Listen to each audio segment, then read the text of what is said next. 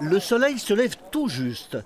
Il est 6h30, les fidèles affluent à la halle des expositions. La plupart des familles portent de beaux vêtements en signe de dévotion et de fête. Pour les accueillir, la cérémonie de l'Aïd el-Kébir demande plusieurs mois de préparation.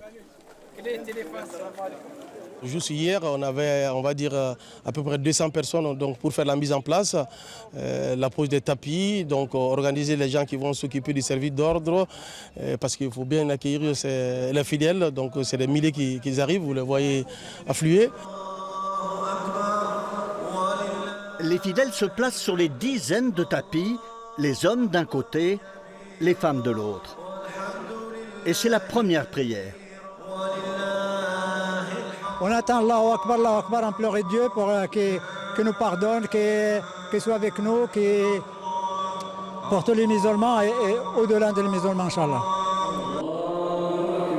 L'Aïd el-Kébir est la plus grande fête des musulmans. Elle célèbre le sacrifice d'Ibrahim, l'Abraham de la Bible.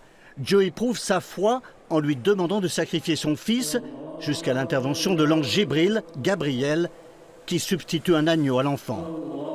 Au lieu de couper la tête de son fils, il a coupé le mouton et puis voilà. Donc Dieu lui a envoyé un mouton au lieu de couper la tête de son fils. Après la célébration viendra l'heure de l'abattage rituel des moutons dans des lieux agréés.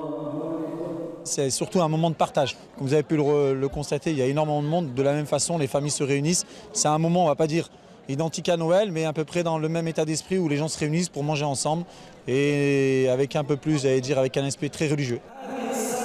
La cérémonie de l'Aïd el-Kébir a réuni quelques 10 000 fidèles. L'affluence est variable selon la saison où tombe la fête du sacrifice.